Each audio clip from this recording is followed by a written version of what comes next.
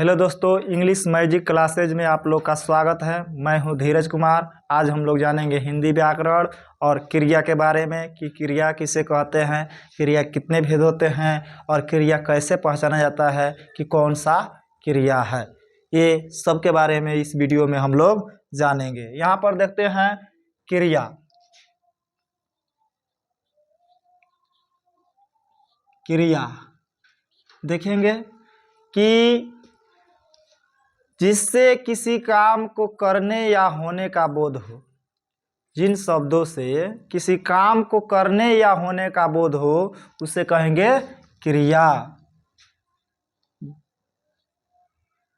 जिन शब्दों से किसी काम का होना या करने का बोध हो, करने का बोध हो उसे क्रिया कहते हैं। क्रिया कहते हैं। देख लीजिए यहाँ पे, जिन शब्दों से किसी काम का होने या करने का बोध हो उसे कहते हैं क्रिया, यानी किसी भी काम को क्रिया कहेंगे। चलिए आगे देखते हैं कि क्रिया के जो है कितने भेद होते हैं जानेंगे। यहाँ पर क्रिया के दो भेद होते हैं।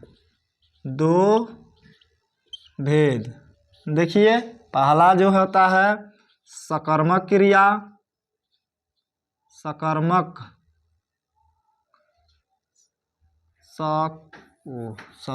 देखेंगे सकर्मक क्रिया, और दूसरा क्या देखेंगे अकर्मक क्रिया। अकर्मक क्रिया देख लिए, सकर्मक क्रिया और दूसरा है अकर्मक क्रिया। यहाँ पर जानेंगे, पहले एक एक करके जानेंगे कि सकर्मक क्रिया किसे कहते हैं, कैसे पहचानेंगे कि सकर्मक क्रिया है और कैसे जानेंगे कि ये अकर्मक क्रिया है। तो दोनों का देखते हैं। पहला देखेंगे सकर्मक क्रिया। सकर्मक क्रिया यहाँ पर देखेंगे, जिस क्रिया का फल जो है कर्म पर पड़े, जिस क्रिया का फल कर्म पर पड़े उसे कहते हैं सकर्मक क्रिया। जैसे यहाँ पर अभी बोले हैं कि जिस क्रिया का फल कर्म पर पड़े, कर्म पर पड़े उसे क्या कहेंगे, उसे सकर्मक क्रिया कहते हैं। सकर्मक क्रिया कहते हैं। क्रिया कहते हैं। यहाँ पर देखेंगे कुछ उदाहरण जानेंगे इसके।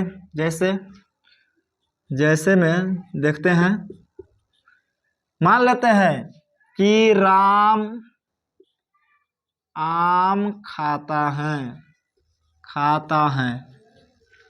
आप लोग पहले भी पढ़े होंगे कि जो पहले जो नाम होगा या नाम के बदले आ रहा होगा, ये जो है वो कहलाता है कर्ता, यानी कि जो काम को कर रहा है उसको कहते हैं कर्ता। क्या कर रहा है वो होता है काम। क्या कर रहा है तो खाने का काम है, ये है क्रिया, ये है कर्ता। तो ये जो बीच में बच गया, क्या खा रहा है, कौन सा बने काम हो रहा है, जो कौन सा काम होगा वही होगा आपको क्या, वो होगा हमारा कर्म। तो इसमें देखिए, तो ये हुआ क्रिया, ये हुआ कर्म, ये हुआ कर्ता। लिख दे रहे हैं, ये हुआ कर्ता, कर्म और क्रिया। देखिए तो इसमें तीन मिले हैं कि नहीं, कर्ता भी मिला है, कर्म भी मिला है और क्रिया भी है। अर्थात जिसमें क्रिया भी हो और कर्म भी हो, कर्ता भी हो, तो ये कहलाएगा आपको सकर्मक क्रिया। जिस सेंटेंस में अगर आप लोग इतना देख लीजिएगा, कर्म और क्रिया, कर्ता, इस सब अगर देख लीजिएगा कि हाँ इसमें उपलब्ध है ये वाक्य में, तो उस वाक्य को कहते हैं हमारा सकर्मक क्रिया। आप लोग पहचान गए होंगे। एक और मैं उदाहरण ले रहा हूं, जैसे कहेंगे मैं किताब पढ़ रहा हूं, मैं किताब पढ़ रहा हूं। देख लीजिए, तो ये जो है मैं क्या हुआ, ये कर्ता हुआ। कौन काम कर रहा है, यानी कि पढ़ने का काम कौन कर रहा है, तो मैं ये करता हुआ। पढ़ना यानी कि पढ़ जो है काम है, पढ़ना क्या है, काम है, तो ये हुआ क्रिया। ये क्या हुआ, क्रिया। और ये जो है क्या पढ़ रहा है, यानी क्या काम हो रहा है, जोन काम हो रहा होगा वो जो है, देखिए पढ़ना यानी काम है, और क्या पढ़ा जा रहा है यानी क्या हो रहा है, तो किताब पढ़ा जा रहा है, तो किताब ही है क्या, एक कर्म है। तो बताइए इसमें तीन को मिला कि नहीं, कर्ता कर्म क्रिया, कर्ता कर्म क्रिया तीनों मिला इस सेंटेंस में, इस वाक्य में। तो इसलिए ये वाक्य क्या हो गया, ये वाक्य हो गया सकर्मक क्रिया। देखेंगे आगे, आगे देखते हैं अकर्मक क्रिया। यहाँ पे दूसरा नंबर पॉइंट में अकर्मक क्रिया, अकर्मक क्रिया, अकर्मक क्रिया के बारे में जानेंगे। जिस क्रिया का फल, जिस क्रिया का फल कर्ता पर पड़े, जिस क्रिया का फल कर्ता पर पड़े उसे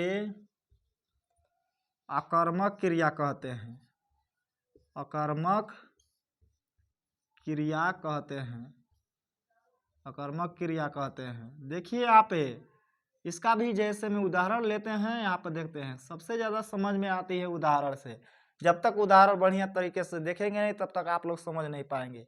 भले ही आप डिफिनेशन किसी तरह से रट ले, वो आपको समझ से बाहर रहेगा। यहाँ पर देखते हैं, कह देंगे, मान लेते हैं सोहन, सोहन रोता है, सोहन रोता है। अब आप लोग तो पहचान ही जाएंगे कि कौन करता है कौन क्रिया है। देखेंगे यहाँ पे ये रोने का काम, यानी कि काम जो होगा, यानी कि इसमें काम कौन है, ये है कि ये है कि ये है, बताइए। काम रोना है, यानी रोता है तो रोना, रोना काम है, तो ये क्या हुआ, क्रिया। और जो पहले होता है, यानी कौन काम को कर रहा है, जो कामों को कर रहा होगा, व्यक्ति हो चाहे कोई भी हो, अगर वो उस काम को कर रहा है वो कहलाएगा कर्ता, क्योंकि काम को करने वाले व्यक्ति कहते हैं कर्ता। तो ये देखिए ये हुआ कर्ता। क्या इसमें आपको कर्म दिख रहा है, नहीं। अगर कर्म रहता तो ये हो जाता सकर्मक क्रिया, इसमें कर्म दिख ही नहीं रहा है, तो ये क्या हुआ, ये हुआ अकर्मक क्रिया। जिसमें कर्म न रहे, सिर्फ कर्ता और क्रिया दो रहे, तो कहलाता है क्या, अकर्मक क्रिया। लेकिन जिसमें कर्म दिख जाए, जो सेंटेंस में जो वाक्य में कर्म मिल जाए, क्रिया मिल जाए और कर्ता मिल जाए, वो कहलाता है सकर्मक क्रिया। और जिसमें क्रिया और कर्ता दो ही हो, वो कहलाता है अकर्मक क्रिया। आई होप मुझे ऐसा लग रहा है कि आप लोग को समझ रहे होंगे। देखेंगे आगे, एक और एग्जाम्पल लेते हैं। देखिए, कह देंगे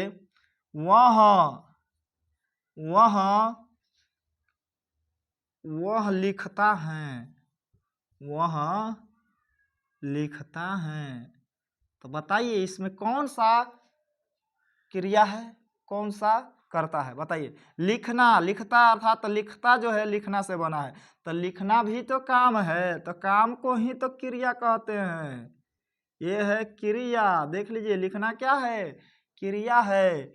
और देख लीजिए ये देख रहे हैं, वह जो है अरे लिखने का काम कौन कर रहा है, काम जो करेगा वो कर्ता होता है, तो वह कर रहा है, वह क्या है, ये है कर्ता। अब बताओ बबुआ सब, ये बताइए मेरे भाई लोग कि ये बताइए ये कर्ता है ये क्रिया है, ये कर्ता और ये क्रिया, इसमें कर्म दिख रहा है, नहीं, ये कर्म नहीं है, तो ये क्या है, अकर्मक है। अगर कर्म दिख जाता तो ये हो जाता सकर्मक क्रिया। आगे देखते हैं, इसको मिटाते हैं। क्रिया के दो भेद हुए, और क्रिया के दो भेद के अलावे भी जो है क्रियाएं होती हैं उसके बारे में हम लोग जानेंगे। यहाँ पर देखेंगे कि ये होता क्या है कि क्रिया के दो भेद होते हैं, सकर्मक अकर्मक, लेकिन ये दोनों भेद के अलावे और भी क्रियाएं हैं जिसके बारे में इसी वीडियो में हम लोग जानेंगे। मेरे वीडियो को लास्ट तक अंत तक देखते रहें। देखिए यहाँ पर आगे देखते हैं सहायक क्रिया, सहायक क्रिया, लेकिन ये भेद नहीं है, लेकिन वही जो है क्रिया का एक अंग है जिसको कहते हैं उपक्रिया जो है ना, ऐसे ही सहायक क्रिया होता है। देखिए यहाँ पर जिस वाक्य को पूरा करने वाले यानी कि जिस वाक्य के अंत में लगने वाले क्रिया को कहेंगे सहायक क्रिया, यानी कि मुख्य क्रिया को सहायता करने वाले क्रिया को कहते हैं सहायक क्रिया। यानी कि सहज वाक्य में जानेंगे कि वाक्य के अंत में या वाक्य को पूरा करने में सहायता करने वाले क्रिया को सहायक क्रिया कहते हैं, सहायक क्रिया कहते हैं। देख लीजिए वाक्य के अंत में या वाक्य को पूरा करने में सहायता करने वाले क्रिया को सहायक क्रिया कहते हैं। क्या कहते हैं? सहायक क्रिया। देखेंगे वाक्य के अंत में लगने वाले जो भी क्रियाएं होंगे वो कहलाएगा सहायक क्रिया, या वाक्य को पूरा करने में जो भी क्रिया मदद करेगा वो कहलाता है सहायक क्रिया। जैसे देखेंगे लास्ट में क्या क्या लगता है, आप ही बताओ, कह देंगे मैंने खाना खाया है, या मैं लिख चुका था, या कहेंगे वह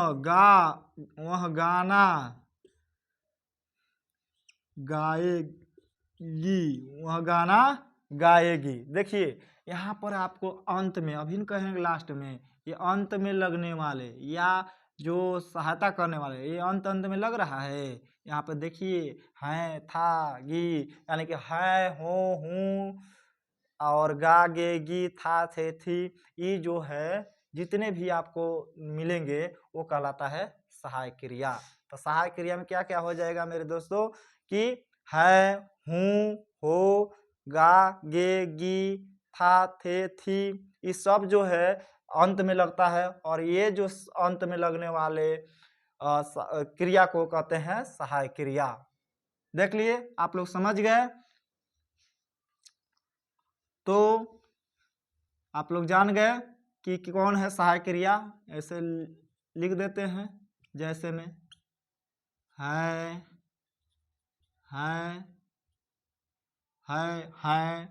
हो, हूँ, था, थी, थे, गा, गे, गी। ये देख लिए, ये सब जो हैं ये क्या है? सहायक क्रिया है।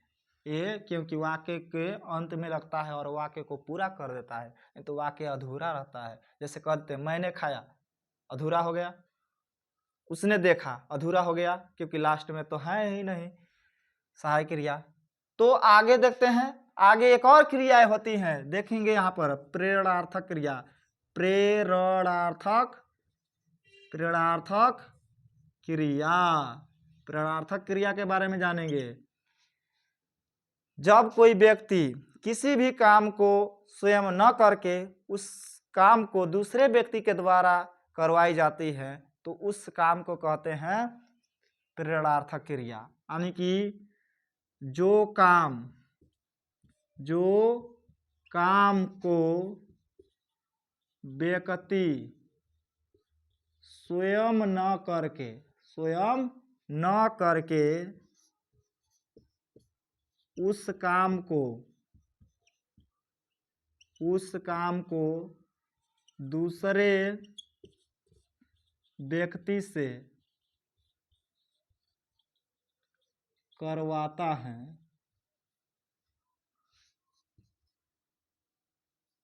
उसे क्या कहते हैं? प्रेरणार्थक क्रिया कहते हैं। प्रेरणार्थक क्रिया कहते हैं। जैसे देख लीजिए, जैसे में यहाँ पर कुछ देखेंगे, जैसे में जब तक नहीं समझेंगे तब तक आप लोग दिखते होंगे। उदाहरण से ही तो समझ में आता है। जैसे यहाँ पर कह देंगे उठना काम हुआ, और इसको अगर यहाँ पर लिख देंगे उठवाना, ये देखिए, यानी किसी काम के पीछे वाना जुड़ जाता है तो वो कहलाता है प्रेरणार्थक क्रिया। देखिए, उठना, उठवाना, इससे क्या पता चल रहा है? उठवाना का मतलब दूसरे कोई व्यक्ति का, फलानमा राम, वो जो है मोटा जो लड़का है उसको उठाओ, पकड़ के उठाओ, तो वो राम जो है उठाया, वो व्यक्ति नहीं उठाया, वो बोल दिया दूसरे को कि जो उसको उठाओ, इसलिए वो उठा दिया, तो वो काम दूसरे से करवाया, तो वो काम कहलाएगा प्रेरणार्थक क्रिया। जैसे यहाँ पर देखिए, तो क्रिया है लिखना, क्या है? लिखना क्या है? क्रिया है और काम है, और इस काम को दूसरे कोई से करवा रहा है व्यक्ति, तो हो जाएगा, दूसरे कोई से करवाएगा तो क्या कहलाएगा? लिखवाना। लिखना का मतलब स्वयं लिख रहा है, और लिखवाना का मतलब कि दूसरे से लिखवा रहा है, कह रहा है फलाना मेरा लेटर लिख देना, फलाना ये जो है हिंदी व्याकरण के मेरा नोटबुक जो है तैयार कर देना, लिखवाना। ऐसे हो गया। और भी ऐसे ऐसे है, मान लेते हैं कि कह देंगे कि लड़ना, और इसका क्या हो जाएगा बताइए? प्रेरणार्थक क्रिया, इसका हो जाएगा लड़वाना। क्या हो जाएगा? लड़वाना। अब बताइए कि खेलना का क्या होगा? खिलवाना। जाना क्या होगा? आप लोग के जो है ये जो है छोड़ रहे हैं कि जाना का क्या होगा? प्रेरणार्थक क्रिया। ये जो है आपको लोग के लिए होमवर्क रहेगा। और इसके बाद आप लोग को इसी तरह से अगर वीडियो को, यानी कि हिंदी व्याकरण के वीडियो को जानना है, तो मेरे चैनल को सब्सक्राइब कर दीजिएगा। धन्यवाद।